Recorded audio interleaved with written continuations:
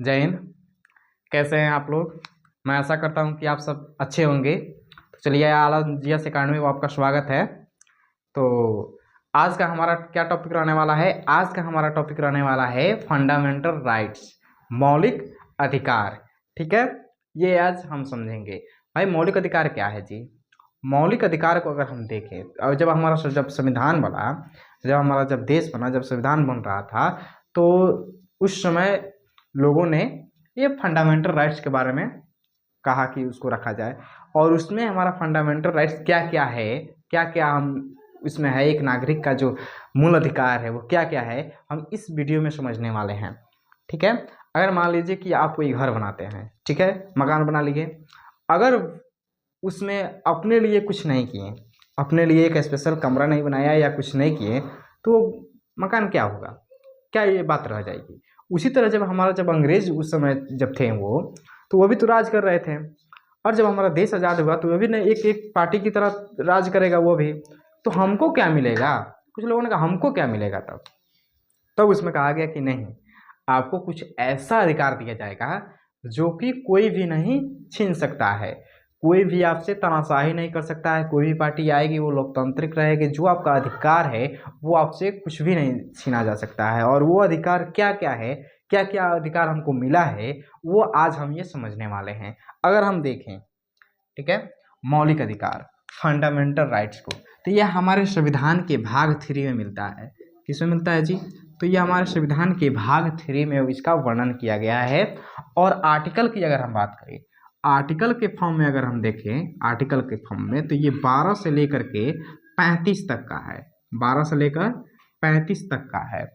ठीक है, अगर हम फंडामेंटल राइट्स का थोड़ा सा इतिहास जाने कि इसका उत्पत्ति कहाँ से हुआ और आखिर ये फंडामेंटल राइट्स किसने बनाया, किसने दिया, तो इसके अगर पीछे हम जाकर देखें, इतिहास में अगर हम पीछे जाएं, तो इतिहास में हमको अगर मिलता है, एक ब्रिटेन का राजा था, ब्रिटेन का राजा जॉन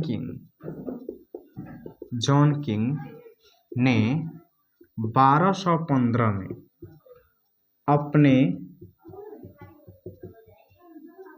नागरिकों को कुछ अधिकार दिया,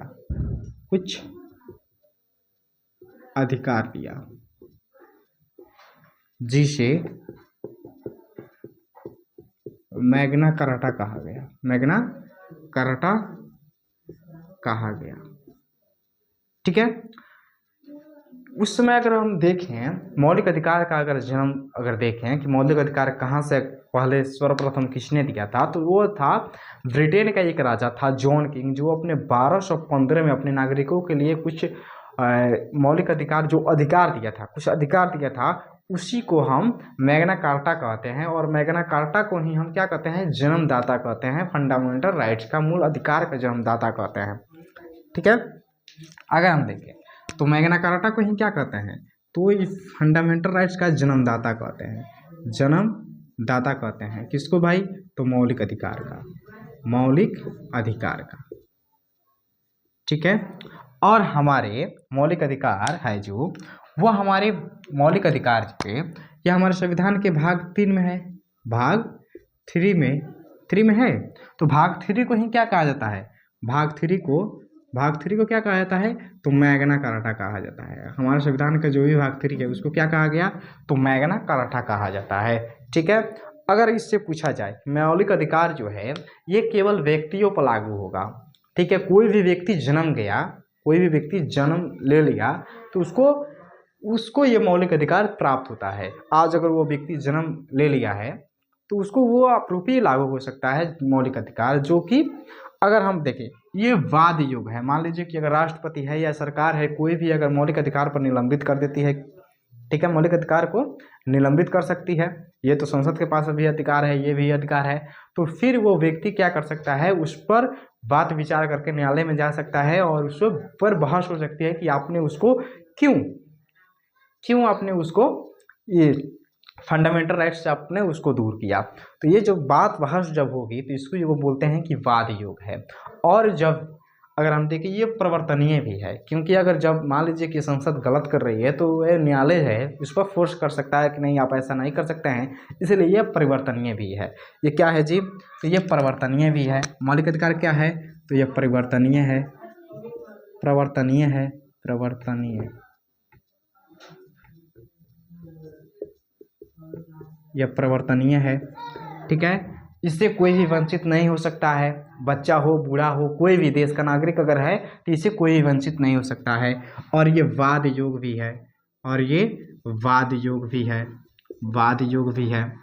ठीक है, अगर हम देखें अधिकार का तो वह है मौलिक अधिकार, फंडामेंटल राइट, इसको मूल अधिकार भी बोलते हैं।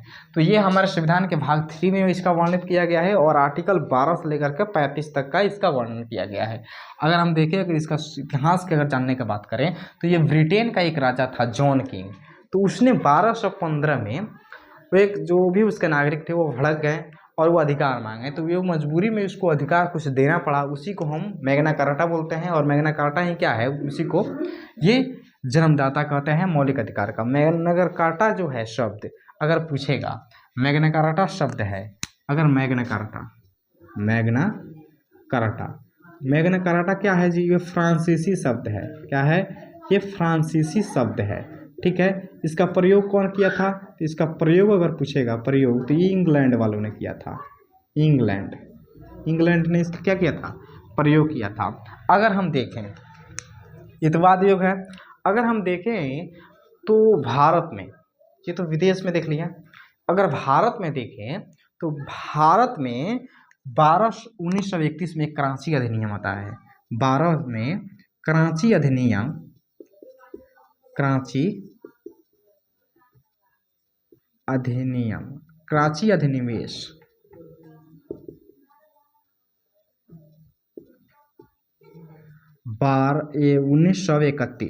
1931 होता है।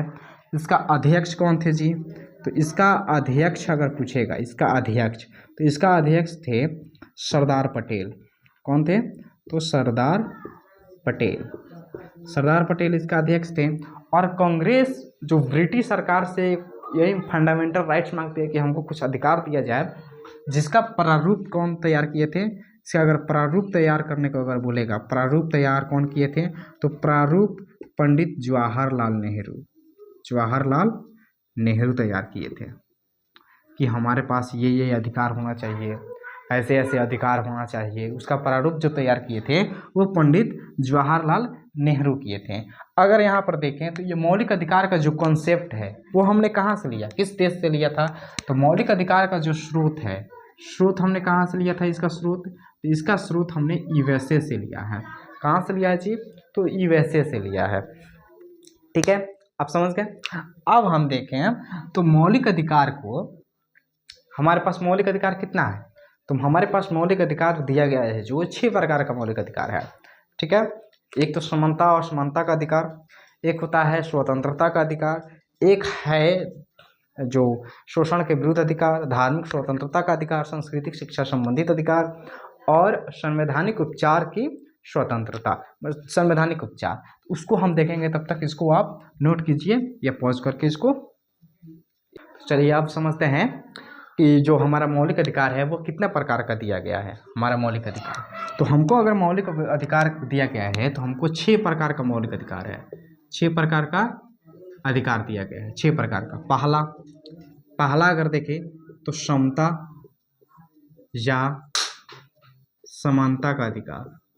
किसका? समता या समानता का अधिकार, जो कि आर्टिकल 14 से लेकर के 18 तक का है। दूसरा अगर हम देखें तो ये है स्वतंत्रता का अधिकार। क्या है? स्वतंत्रता का अधिकार। ये हमारे संविधान के जो भी है आर्टिकल के फॉर्म में देखें तो आर्टिकल के फॉर्म में 1 से लेकर के 19 से लेकर के 22 तक का है। तीसरा हमारा है शोषण के विरुद्ध अधिकार। शोषण के विरुद्ध अधिकार, शोषण के विरुद्ध अधिकार अगर देखें, शोषण के विरुद्ध अधिकार, शोषण के विरुद्ध अधिकार हमारा 23 से लेकर के 24 तक का है। चौथा है धार्मिक स्वतंत्रता। धार्मिक स्वतंत्रता, यहीं पर हम पढ़ेंगे कि धार्मिक स्वतंत्रता है तो वो क्या क्या है, समानता है तो वो क्या क्या है, इसके बारे में हम डिटेल से जानेंगे आर्टिकल के फॉर्म में। तो ये हमारा है 25 से लेकर के 28 तक। पांचवा अगर हम देखें तो पांचवा है संस्कृति और शिक्षा संबंधित अधिकार। शिक्षा संबंधित अधिकार,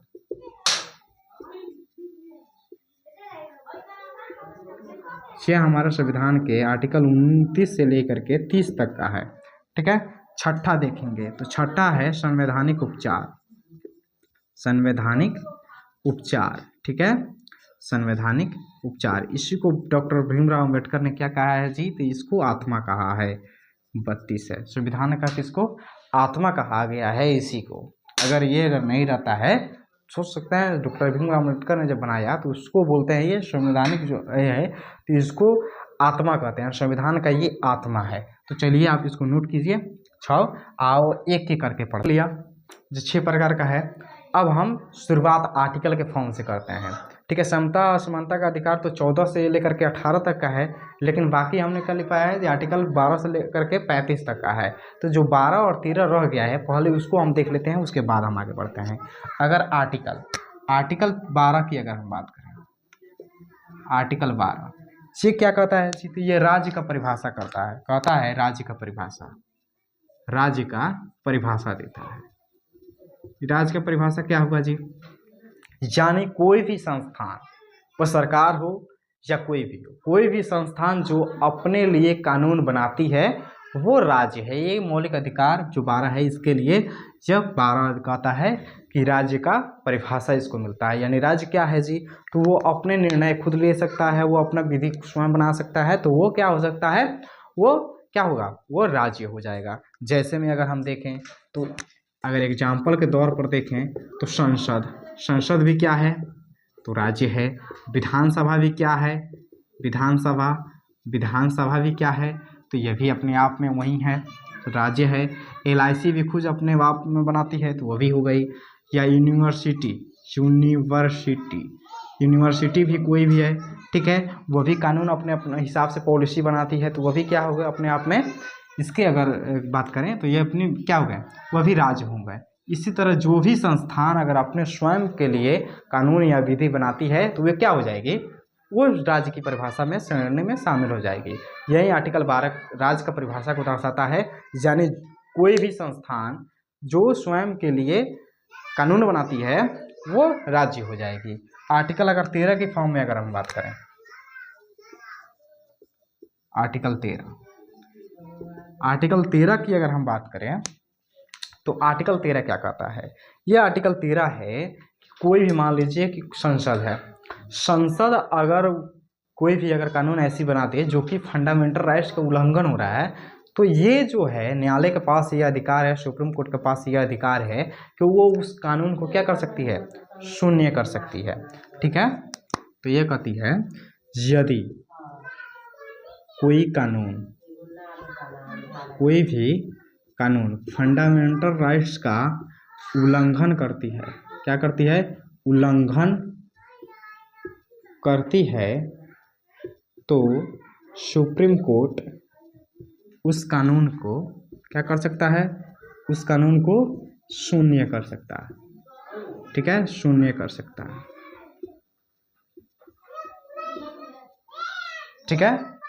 यानी अगर सुप्रीम कोर्ट का अगर देखा जाए तो कोई भी संसद या कोई भी अगर कानून ऐसा बनाती है जो कि फंडामेंटल राइट का सीमित कर सकती है या अथवा उसको समाप्त कर सकती है, अगर करती है ऐसे कोई कानून बना देती है कि उसका मान लीजिए कि जीवन जीने का अधिकार है, आर्टिकल 21 में उसको छीन सकती है, या कोई भी धार्मिक स्वतंत्रता है जो कि अल्पसंख्यकों के लिए बनाया गया है, अगर उसको अगर समाप्त करने की कोशिश करती है तो आर्टिकल 13 में ये कहा गया है कि ये इसको सुप्रीम कोर्ट उस कानून को शून्य कर सकता है, जिसको न्यायिक समीक्षा कहते हैं, उसको जांच करके ये शून्य कर सकता है।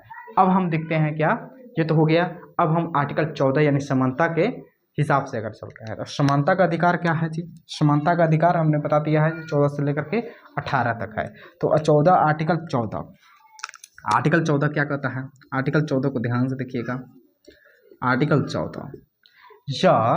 14 में है कानून के सामने समानता, यानी कानून के सामने सब कोई बराबर होगा। कानून के सामने संरक्षण, यानी कानून के कुछ विषयों में उसको संरक्षित किया जाएगा। अब समझते हैं इसको। पहला इसमें है कानून के सामने सब बराबर, कानून के सामने बराबर। दूसरा में अगर देखें तो कानून के समान संरक्षण, कानून के समान संरक्षण। ठीक है, ये क्या कहता है, ये कानून के सामने बराबरी, यानी कोई भी अगर कानून है तो इसके बराबर, इसके जो भी अपेक्षा होगा सब बराबर होगा, या बूढ़ा हो बच्चा हो, कोई भी ऐसी चीज़ होता है जो कानून है, कोई भी कानून है, विधि है, लॉ है, तो एक स्पेशली एक वस्तु, एक आदमी के लिए या एक धर्म संप्रदाय के लिए या कोई भी मतलब ये जाति के लिए नहीं होगा। इसके सामने जो भी भारत का नागरिक है ये सबके लिए क्या होगा, बराबर होगा। वही कहता है कानून के सामने सब बराबर होगा।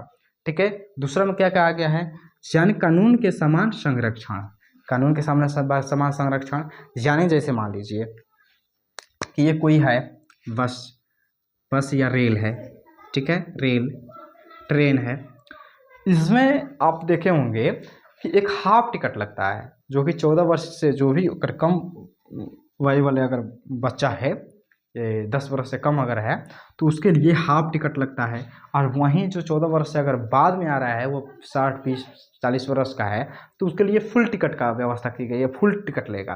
तो यहीं अगर जब वो व्यक्ति अगर होशियार होगा तो वहाँ पर ये पूछता है कि यहाँ पर देखिए साहब, आपने तो कहा है कानून के सामने सब बराबर होगा, तो मेरे लिए क्यों, मेरे लिए यहाँ तो फुल टिकट और इस बसपा के लिए हाफ टिकट, आपने तो कह दिया इस कानून के सामने सब बराबर होगा।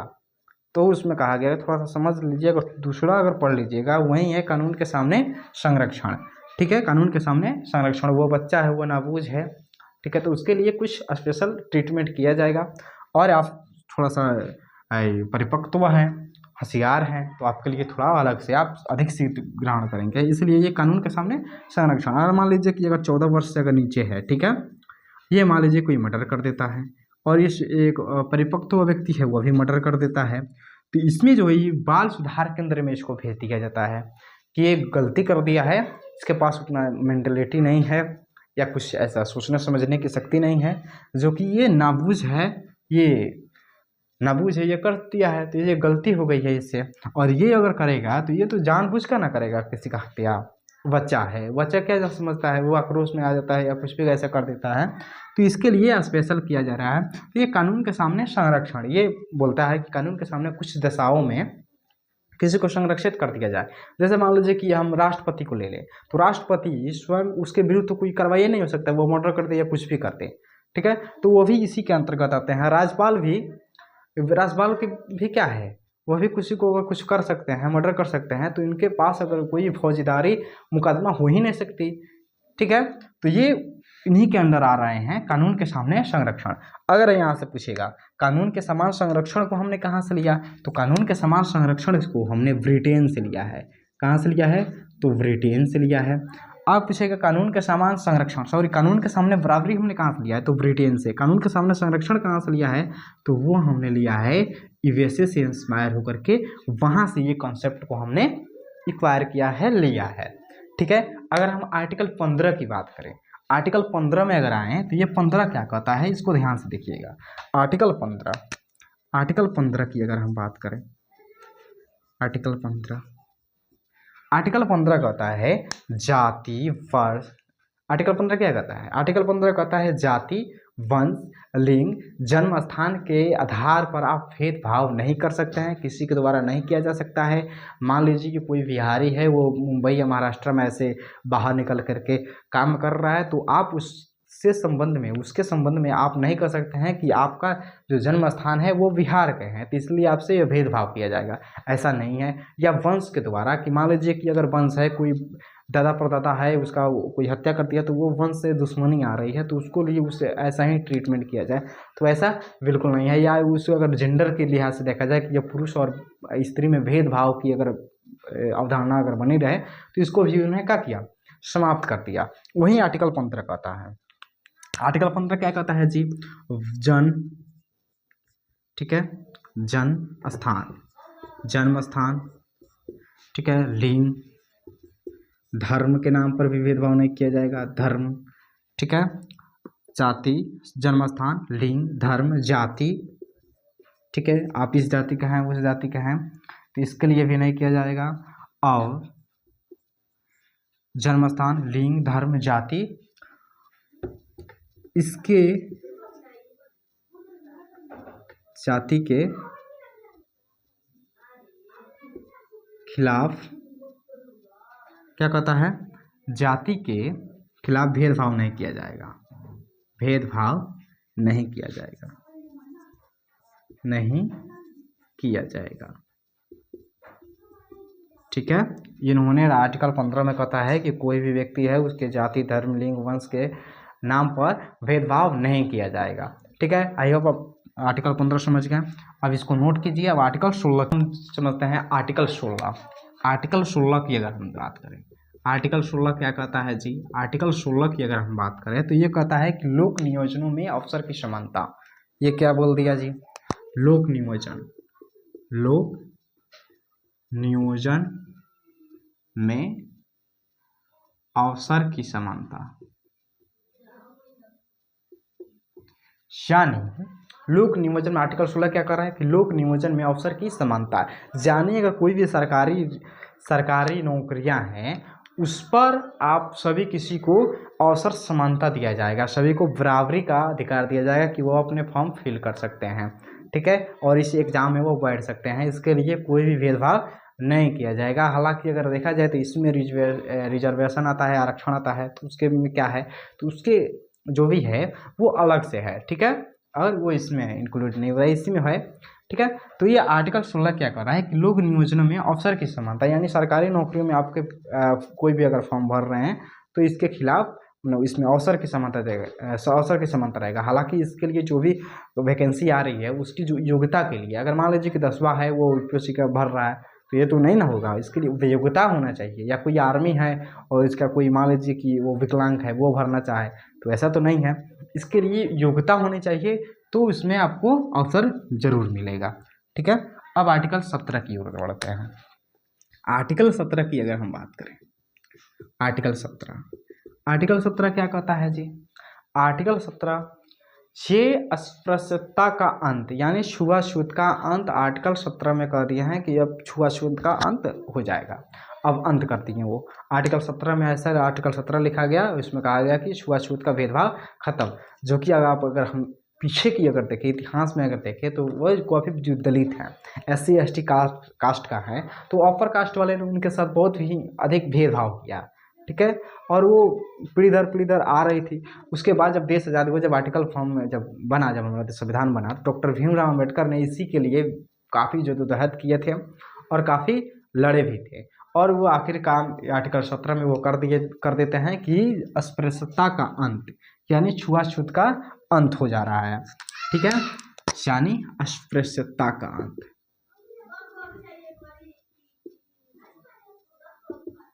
यानी छुआछूत का अंत,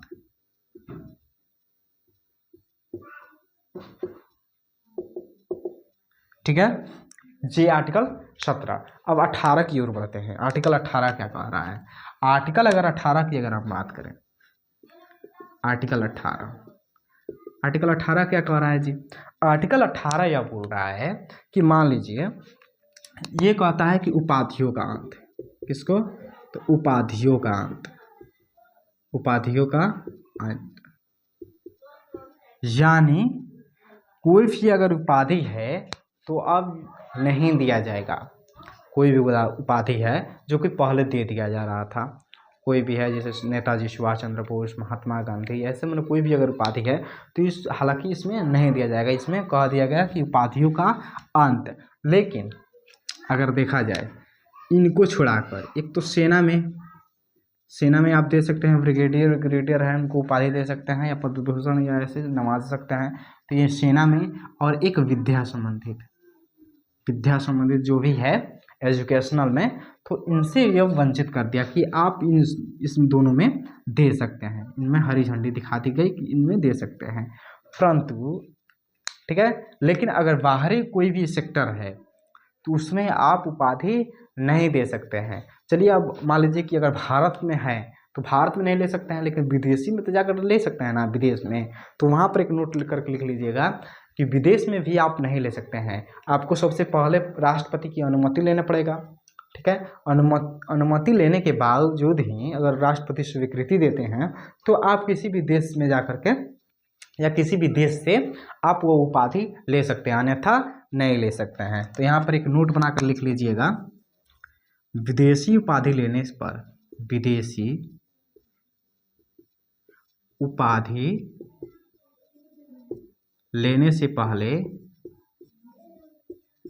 राष्ट्रपति की मंजूरी लेनी पड़ती है। पहले राष्ट्रपति की स्वीकृति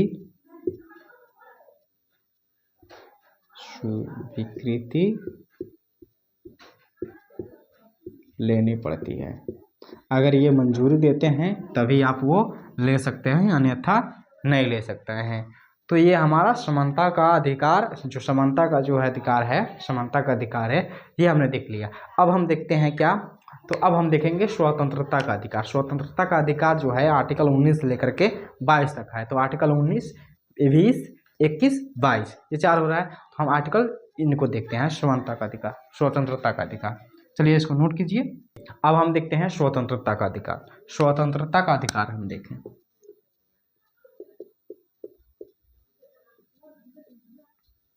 ये हमारे आर्टिकल कहाँ से कहाँ तक है जी, तो ये आर्टिकल हमारे 19 से लेकर के 22 तक का है। तो आर्टिकल हम देखते हैं, आर्टिकल किसको, आर्टिकल 19 को। आर्टिकल 19 में अगर हम देखें तो यहाँ पर 6 प्रकार की स्वतंत्रता का वर्णन किया गया है। कितना प्रकार का, 6 प्रकार का, 6 प्रकार का, ठीक है। पहला क्या है, तो बोलने की स्वतंत्रता, बोलने की स्वतंत्रता, ठीक है। दूसरा देखें तो शांतिपूर्ण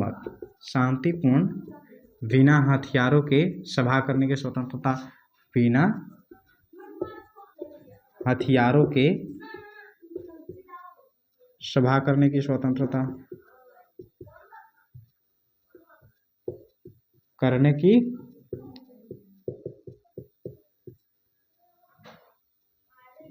स्वतंत्रता। तीसरा अगर हम देखें तो ये कहता है संघ बनाने की स्वतंत्रता, संघ बनाने की स्वतंत्रता, ठीक है, संघ बनाने की स्वतंत्रता। चौथा अगर हम देखें, चौथा क्या कहता है जी, तो चौथा कहता है पूरे देश में भ्रमण करने की स्वतंत्रता, भ्रमण करने की स्वतंत्रता, ठीक है।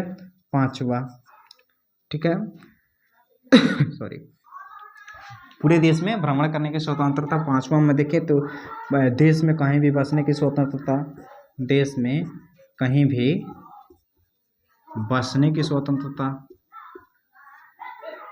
बसने की स्वतंत्रता, ठीक है। छठा देखें, छठा कह रहा है कि व्यवसाय करने की स्वतंत्रता दिया जा रहा है, व्यवसाय करने की स्वतंत्रता आपको आर्टिकल 19 में मिलती है।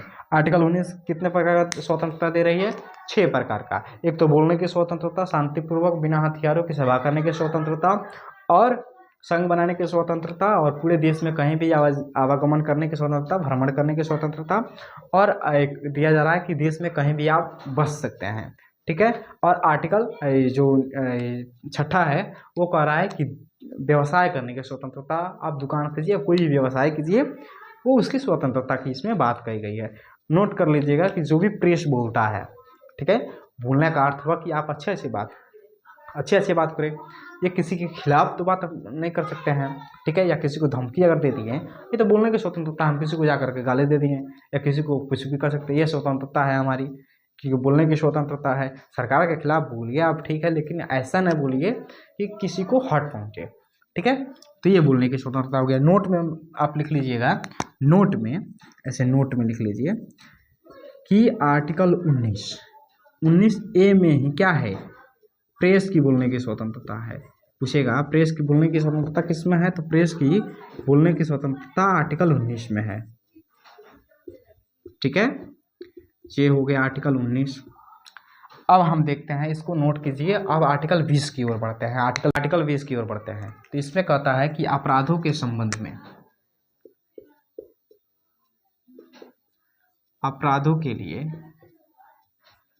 दोष सिद्धि में संरक्षण, दोष सिद्धि में संरक्षण।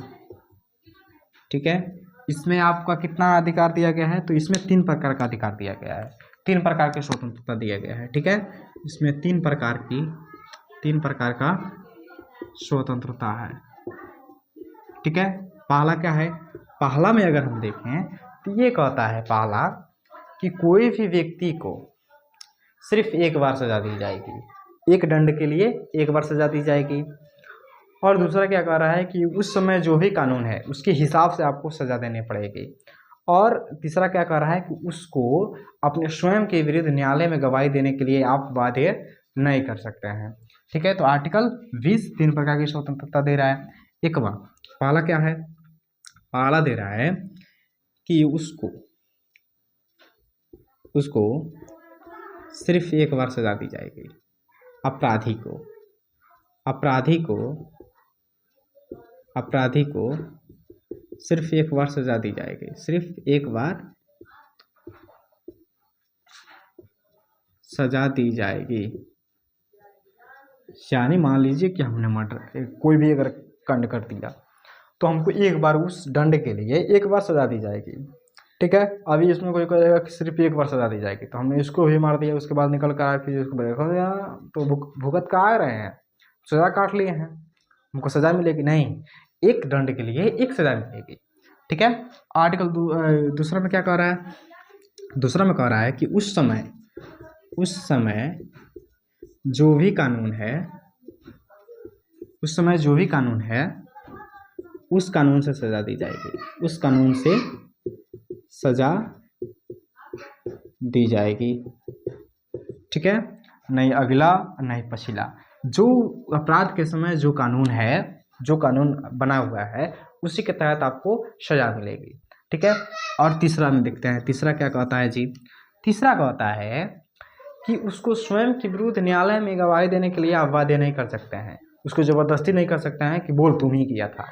ठीक है, तो ये है कानून के सामने, यानी उसको स्वयं के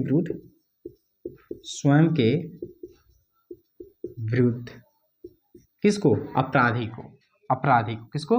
अपराधी को स्वयं के विरुद्ध न्यायालय में गवाही देने के लिए बाध्य नहीं कर सकते हैं। क्या नहीं कर सकते हैं? बाध्य नहीं कर सकते हैं। ठीक है, ये हमारा आर्टिकल 20 का आ रहा है। ठीक है, अब हम आर्टिकल 21 की ओर बढ़ते हैं कि आर्टिकल 21 कह क्या रहा है। आर्टिकल 21 की अगर हम बात करें, आर्टिकल 21 की अगर हम बात करें तो आर्टिकल 21 क्या कह रहा है? प्राण दैहिक स्वतंत्रता। क्या कहता है जी?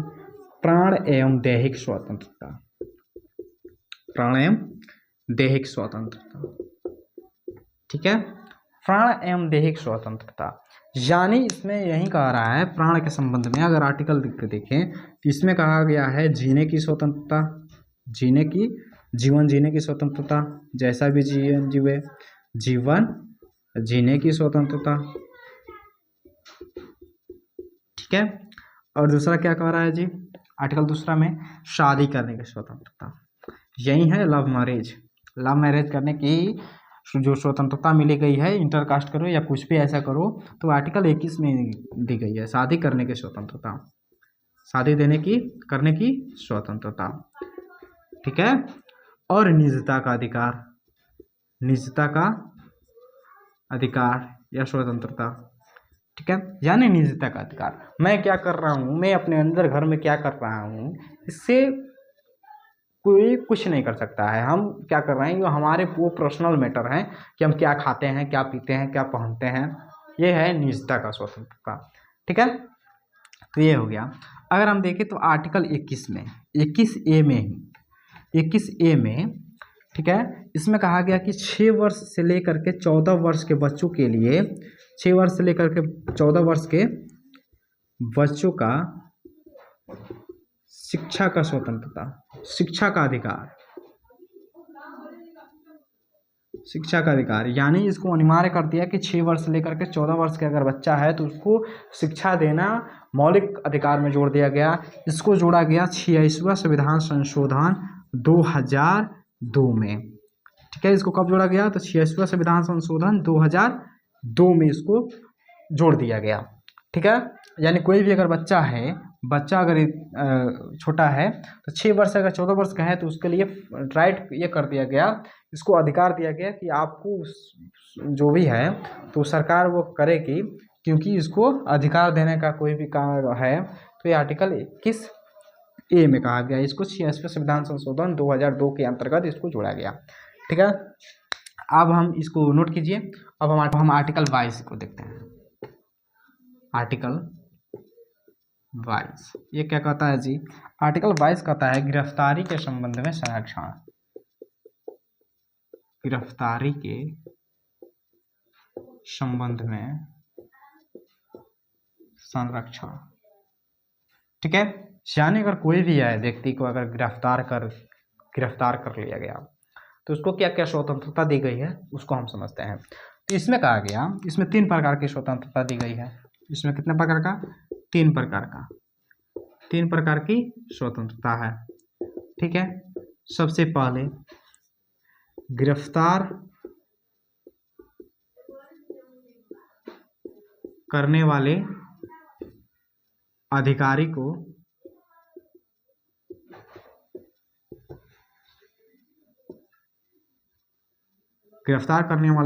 को यह बताना होगा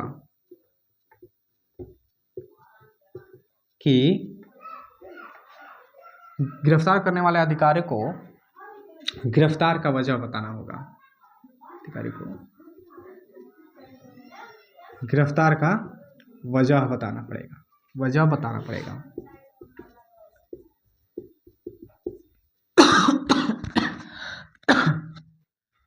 सॉरी। अब इसको देखें, दूसरा में क्या कहता है जी? दूसरा कहता है, पहला हो गया कि गिरफ्तार अगर कोई भी अधिकारी कर रहा है तो उसको वजह बताना पड़ेगा कि आपने क्यों गिरफ्तार किया जी, उसको कारण बताना पड़ेगा। और दूसरा क्या कह रहा है, ध्यान से देखिएगा कि 24 घंटे के अंदर, कितना? 24 घंटे के अंदर जो भी गिरफ्तार किया गया है, 24 घंटे के अंदर आने जाने की समय को छोड़कर किसको? दंडाधिकारी के समक्ष पेश करना होगा। दंडाधिकारी के समक्ष पेश करना पड़ेगा। यानी कोई भी दरोगा है या कोई भी अगर ऐसे व्यक्ति को गिरफ्तार कर लिया है तो उसको 24 घंटे के अंदर दंडाधिकारी के मजिस्ट्रेट के पास उसको क्या करना पड़ेगा? पेश करना पड़ेगा। ठीक है, 24 घंटे से ज़्यादा वो अपने थाने में नहीं बिठा सकते हैं, नहीं रख सकते हैं, पेश करना पड़ेगा।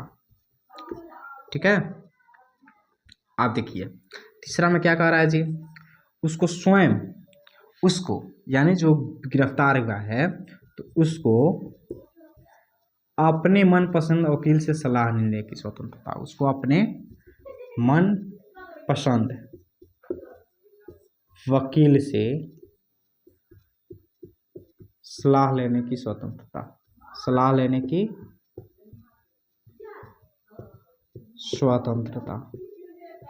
ठीक है, ये कह रहा है आर्टिकल 22।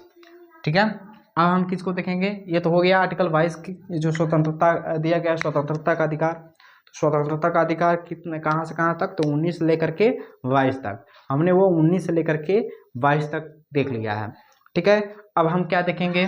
तो अब हम देखेंगे धार्मिक स्वतंत्रता। ठीक है, अब नहीं शोषण क्या है? शोषण के विरुद्ध अधिकार, शोषण के विरुद्ध अधिकार, ये हमारे आर्टिकल 23 से लेकर के 24 तक का है, 23 से लेकर 24 तक का है। चलिए आर्टिकल 23 देखते हैं। आर्टिकल 23 में क्या क्या है? आर्टिकल 23 क्या कह रहा है? आर्टिकल 23 कह रहा है कि जबरन मजदूरी, क्या कह रहा है जी? जबरन मजदूरी, मानव व्यापार पर निषेध यानी रोक। ये क्या है जी? जबरन मजदूरी। आप किसी भी मजदूर को गुलाम बना कर नहीं सकता है, जबरदस्ती उसको आप नहीं रख सकते हैं, जिसको बंधुआ मजदूरी बोलते हैं वो नहीं कर सकते हैं। मानव का व्यापार, मानव तस्करी नहीं कर सकते हैं, मानव का व्यापार नहीं कर सकते हैं, क्योंकि जो पहले अगर हम देखें इतिहास में, अगर पहले जाएं तो उस समय जो इस तरह से एक प्रोडक्ट है, कोई वस्तु है जिसको हम बाजार में जाकर बेचते थे, उसी तरह मनुष्य को भी वो बेचते थे उस समय। ठीक है, तो इसमें इंक्लूड किया गया कि जबरन मजदूरी आप नहीं कर सकते हैं, मानव व्यापार पर निषेध कर दिया गया कि आप ये सब काम नहीं कर सकते हैं। ये आर्टिकल 23 में कहा गया है।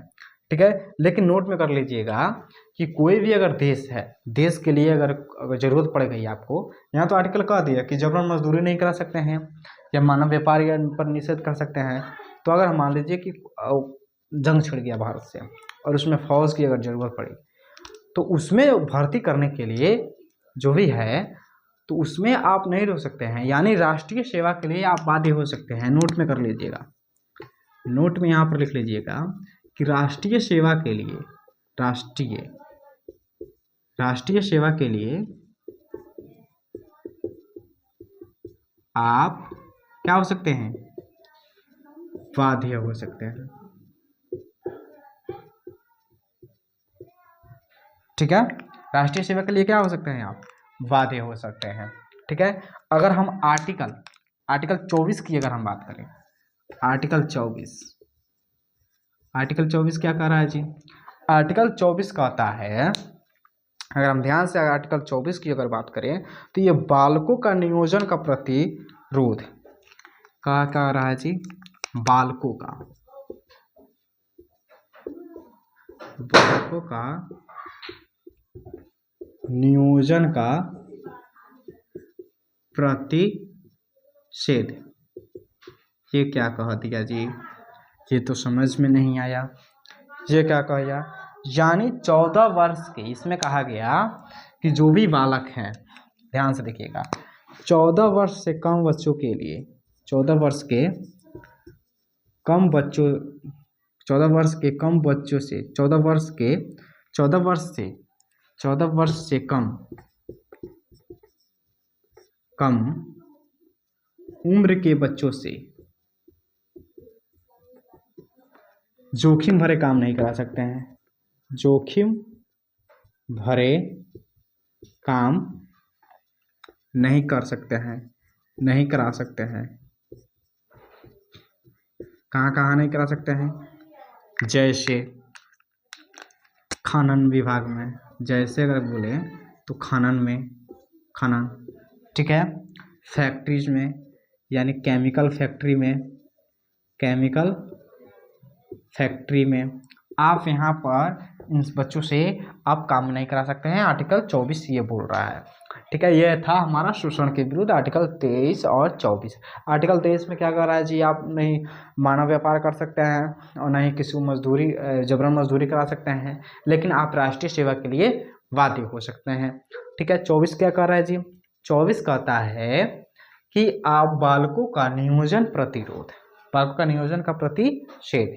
इसमें कहा गया कि कोई भी अगर 14 वर्ष से अगर कम आयु के बच्चे हैं तो उनको आप जोखिम भरे काम नहीं करा सकते हैं, जैसे कि कोयला खनन है, उसमें उनके हेल्थ के लिए अच्छा नहीं होगा, या उनके कोई भी ऐसा है तो केमिकल फैक्ट्री में नहीं हो आप काम करा सकते हैं।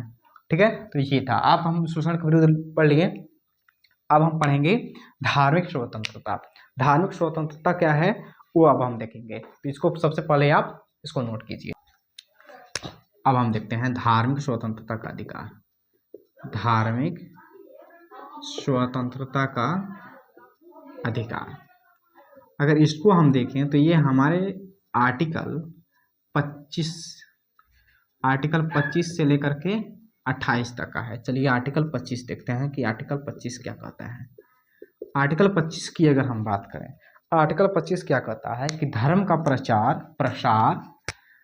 आर्टिकल 25 क्या कहता है? धर्म का प्रचार एवं प्रसार एवं अंतःकरण की स्वतंत्रता।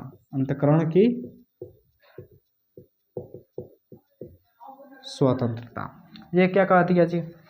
यानी कोई भी व्यक्ति है तो अपने धर्म का प्रचार कर सकता है, वो प्रसार कर सकता है। या अंतःकरण की स्वतंत्रता यानी वो अपने धर्म के हिसाब से लिबास पहन सकता है, वस्तु पर जो भी कपड़े हैं वो पहन सकता है। जैसे दाढ़ी रखता है, कोई मुसलमान अगर दाढ़ी रखता है तो वो इसी आर्टिकल का फॉर्म 25 में की सहायता से रखता है। कोई हिंदू अगर टीका रखता है तो वो इसी के, सिख जो पग बांधते हैं, तो ये सब आर्टिकल 25 के ही तहत वो इनकी स्वतंत्रता दी गई है। अब आर्टिकल 26 देखते हैं। आर्टिकल 26 क्या कहता है?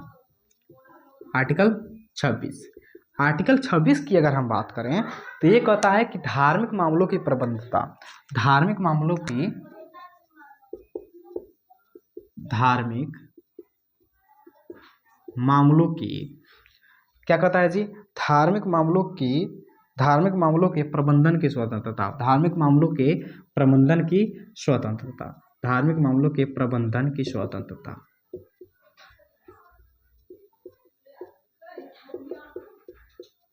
यानी इसको स्वतंत्रता दी गई है कि जो भी अपने धर्म के लिए धार्मिक प्रबंधनों की स्वतंत्रता, यानी जो भी धर्म के लिए कुछ भी अगर कर रहे हैं तो उनको ये स्वतंत्रता दी गई है। जैसे मान लीजिए कि अगर इसी के तहत मुस्लिम लोग सड़क पर नमाज पढ़ लेते हैं या ऐसे कर लेते हैं, दुर्गा पंडाल बन जाता है या कोई भी ऐसे चीज़ सार्वजनिक स्थान पर या कुछ भी ऐसा हो सकता है, तो ये आर्टिकल 26 के तहत ही ये संभव हो पाता है कि धार्मिक मामलों में प्रबंधन की स्वतंत्रता, ये अपने प्रबंधन कर सकते हैं। अब आर्टिकल क्या कह रहा है? 26, 27 को अगर हम देखें, आर्टिकल 27 में, आर्टिकल 27 में कह रहा है, इसमें कहा गया कि राज्यों द्वारा कर नहीं लिया जाएगा, यानी रिलीजन टैक्स नहीं लिया जाएगा। राज्यों द्वारा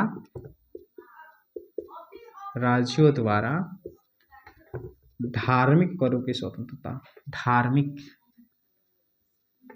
करों की स्वतंत्रता, यानी टैक्स नहीं दिया जाएगा। ठीक है, उनसे टैक्स नहीं लिया जाएगा धर्म के नाम पर, धर्म के आधार पर। ठीक है।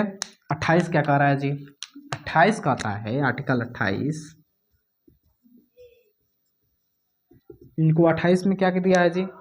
आर्टिकल अगर 28 की अगर हम बात करें तो धार्मिक शिक्षा की स्वतंत्रता, क्या कह रहा है कि धार्मिक शिक्षा की स्वतंत्रता, धार्मिक शिक्षा की स्वतंत्रता।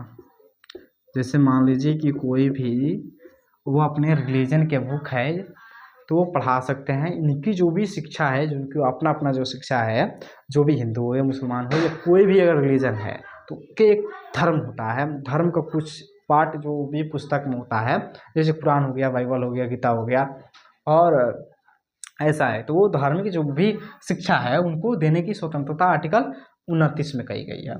ठीक है, तो आप ये पढ़ लीजिए धार्मिक स्वतंत्रता का अधिकार। तो ये हो गया 25, 26, 27 और 28, ये हो गया। अब हम समझते हैं सांस्कृतिक एवं शिक्षा संबंधित अधिकार क्या है, तो अब तक इसको नोट कीजिए।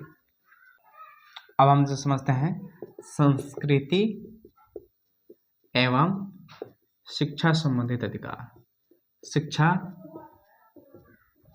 संबंधित अधिकार, ये क्या है जी? आर्टिकल हमारा 29 से लेकर के 30 तक है। आर्टिकल 29 क्या कह रहा है, इसको हम देखें। आर्टिकल 29 की अगर हम बात करें तो आर्टिकल 29 में क्या कह रहा है? आर्टिकल 29 की अगर हम बात करें तो अल्पसंख्यकों का अधिकार है, जो भी अल्पसंख्यक है, ठीक है, अल्पसंख्यकों का अधिकार है, अल्पसंख्यकों को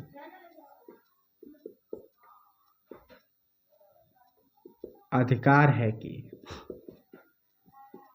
वह अपने संस्कृति, लिपि, भाषा, भाषा का संरक्षण करें। ठीक है, वो अपनी जो लिपि भाषा जो पढ़ रहे हैं वो पढ़े, उसका संरक्षण करें। और आर्टिकल की अगर बात करें, आर्टिकल 29, आर्टिकल 29 की अगर हम बात करें, 30 की बात करें, आर्टिकल 30, आर्टिकल 30 में क्या कह रहा है जी? जो कह रहा है आर्टिकल 30 कि वो अपने कौन अल्पसंख्यक, कि वह अपने शिक्षण संस्थान को स्थापना करें, शिक्षण संस्थानों की स्थापना करें तथा उनका प्रशासन करें, उनका प्रशासन करें। ठीक है। और सरकार उन पर, सरकार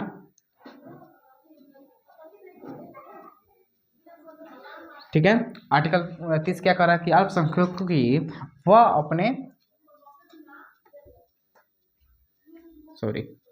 वह अपने शिक्षण संस्थानों की स्थापना करें तथा उनका प्रशासन करें और सरकार उनको अनुदान देने में कोई भेदभाव नहीं करेगा। सरकार उनको अनुदान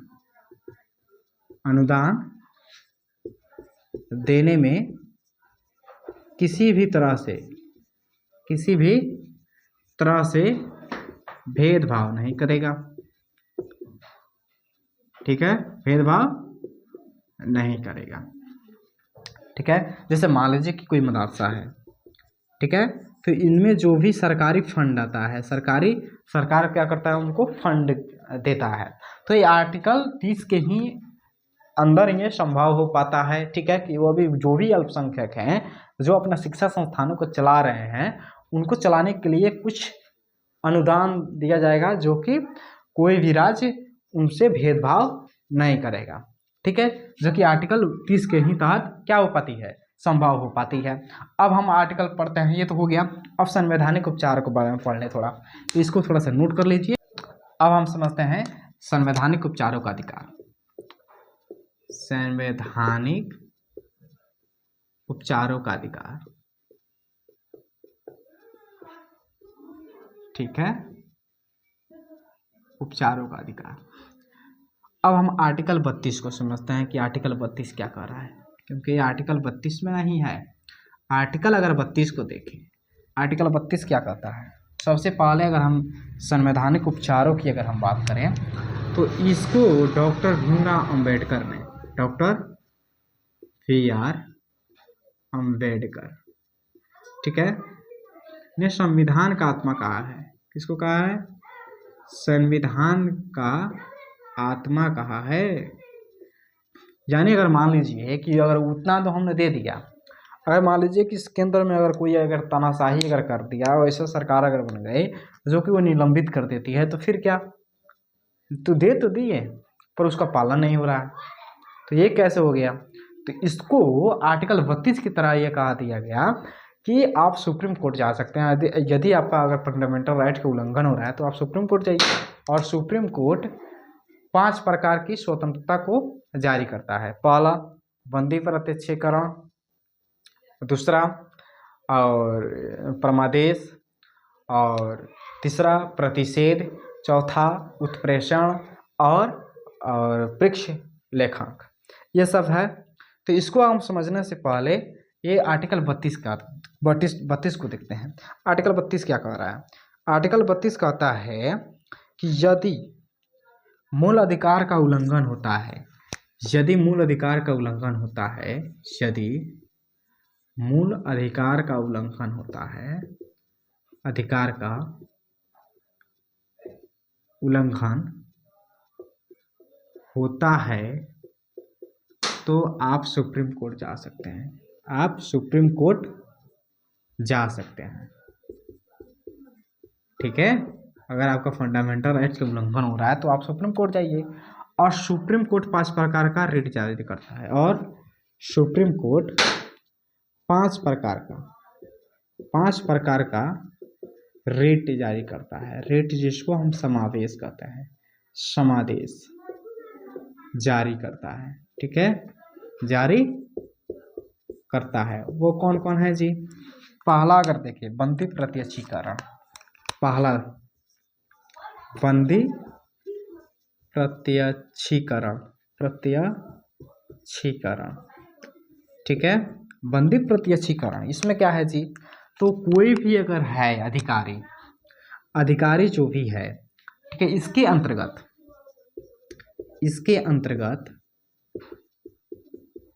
अंतर्गत गिरफ्तार करने वाले अधिकारी, गिरफ्तार करने वाले अधिकारी को यह आदेश देता है कि वह दंडाधिकारी के सामने उपस्थित करें तथा अगर दंडाधिकारी, ठीक है, उपस्थित करें तथा उसका कारण बताएं, तथा उसका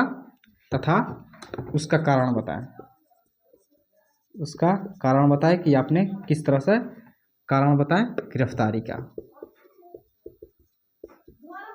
अगर दंडाधिकारी उनके कारणों से असंतुष्ट होता है, ठीक है, असंतुष्ट होता है, तो वह क्या कर सकते हैं, वह व्यक्ति को छोड़ सकते हैं, व्यक्ति को छोड़ने का आदेश देता है,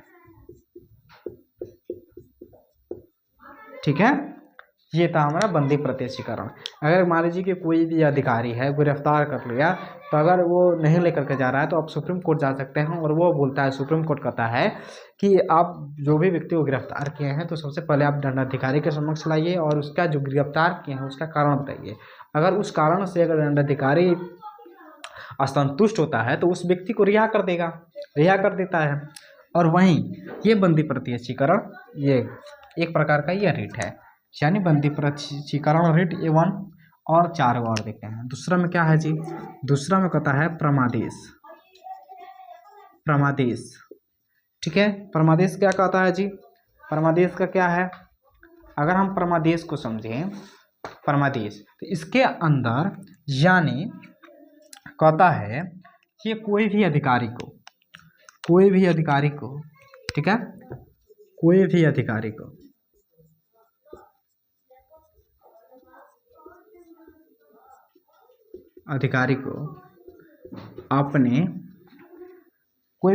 को यह आदेश देता है कि वह अपने अंडर का काम करे। कोई भी अधिकारी को आदेश देता है कि वह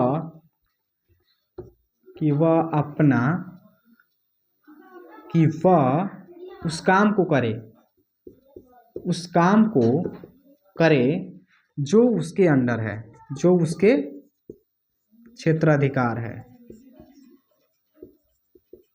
ठीक है। मान लीजिए कि आपने कोई अंचल में गए या कोई भी ऐसे काम कराने गए और वो अधिकारी मना कर देता है कि हम आपका काम नहीं करेंगे, तो आप सुप्रीम कोर्ट जा सकते हैं और सुप्रीम कोर्ट ये आदेश देता है, फरमादेश रिट जारी करता है कि वो अधिकारी है कि वो अपना काम करे जो उसके अंडर में आ रहा है। अगर उसके अंडर में आ रहा है, अगर वो काम नहीं कर रहा है तो उसके विरुद्ध ये फरमादेश वो जारी करता है कि उस काम को आप जरूर कीजिए जो आपके अंडर में आ रहा है, ठीक है। अब यहाँ पर देखते हैं, दूसरा हो गया। तीसरा देखें, तीसरा क्या कहता है जी, तीसरा में अगर हम देखें तो ये तीसरा कहता है प्रतिषेध,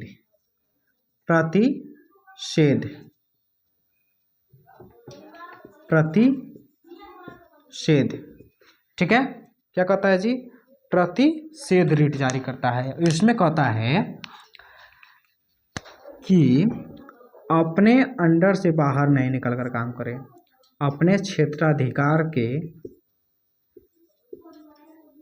अधिकार से बाहर निकलकर काम ना करें, ठीक है।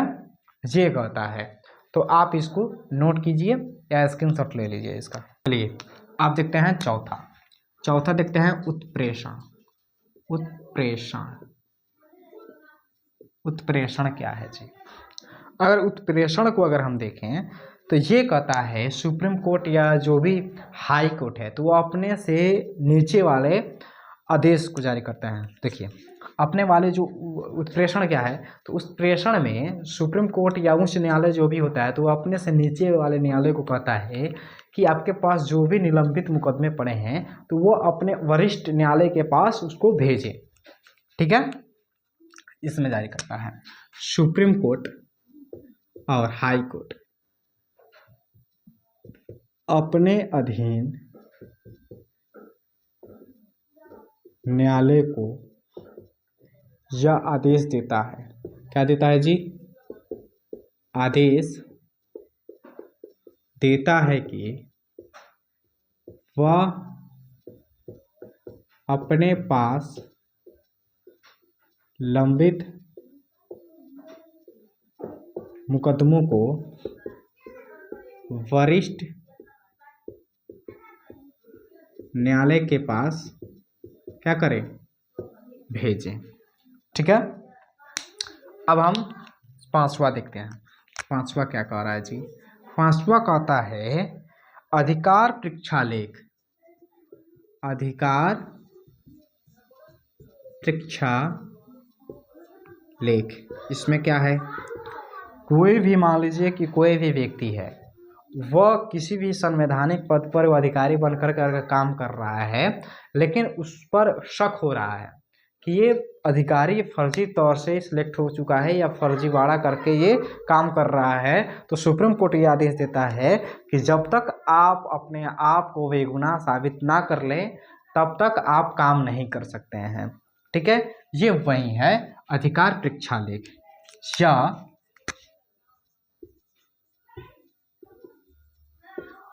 अधिकारी पर अगर शक है तो सुप्रीम कोर्ट उस अधिकारी को काम करने से रोक सकता है जब तक वह अधिकारी अपने आप को बेगुनाह साबित ना कर ले, अपने आप को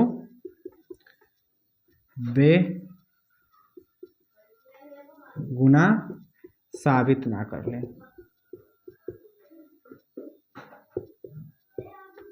ठीक है, तो ये था हमारा संवैधानिक उपचार। संवैधानिक उपचार रीट 32 के तहत, आर्टिकल 32 के तहत आप सुप्रीम कोर्ट जा सकते हैं अगर आपका फंडामेंटल राइट का उल्लंघन हो रहा है तो। और वो सुप्रीम कोर्ट 5 प्रकार की रीट को जारी कर देगा, जो कि पहला है बंदी प्रत्यक्षीकरण, परमादेश और प्रतिषेध और उत्प्रेषण और अधिकार परीक्षा लेख। अब इसको अच्छे से हम जान गए। अब हम जो बाकी के जो आर्टिकल रह गए हैं, बाकी को आर्टिकल क्या हो गए? 32 देख लिए, 31 बाकी रह रहा है, 32, 33, 34 और 35 तक था। तो उसको आर्टिकल 21 ऐसे करके हम यहाँ पर समझने की कोशिश करते हैं। अगर हम आर्टिकल 32 को देखें, आर्टिकल 31 को अगर हम देखें तो इसमें संपत्ति का अधिकार था। क्या था? संपत्ति का अधिकार था। संपत्ति का अधिकार जो कि अगर इसमें देखा जाए संपत्ति का अधिकार था, जिसको 44वां संविधान संशोधन करके 44वां संविधान संशोधन 1978 के द्वारा इसको आर्टिकल 300 में करके इसको कानूनी अधिकार कर दिया गया।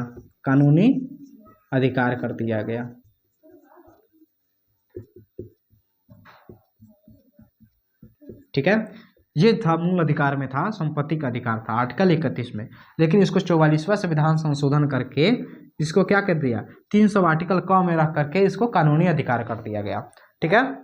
अब हम देखते हैं आर्टिकल 32 क्या कह रहा है। ये आर्टिकल 33 देखते हैं।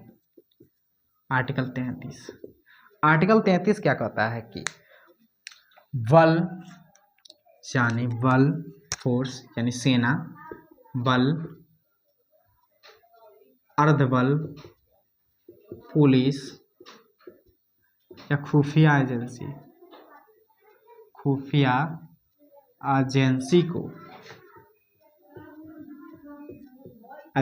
को संसद इनको जो भी एजेंसी है, खुफिया एजेंसी के मूल अधिकारों को, जो भी इसमें काम कर रहे हैं के मूल अधिकार पर संसद रोक लगा सकती है। संसद रोक लगा सकती है। ठीक है, आप समझ सकते हैं कि हमारे जो भी देश के जो भी सैनिक हैं वो आर्टिकल 33 के तहत वो अपने फंडामेंटल राइट्स को क्या कर लेते हैं, रोक लगाते हैं। उनको फंडामेंटल राइट्स नहीं मिल पाता है, ये आर्टिकल 33 के तहत उनको नहीं मिल पाता है। ये बल हो, अर्ध सैनिक हो या पुलिस खुफिया एजेंसी, ये अपने मूल अधिकार को 33 के तहत नष्ट कर लेते हैं। ठीक है, अब आर्टिकल 34 को बढ़ते हैं। आर्टिकल 34 क्या कहता है? आर्टिकल 34 की अगर हम बात करें, आर्टिकल 34 में कहता है कि कोई भी मार्शल लॉ, मार्शल लॉ लगने के बाद, मार्शल लॉ लगने के बाद ठीक है, सभी मौलिक अधिकार निलंबित हो सकते हैं।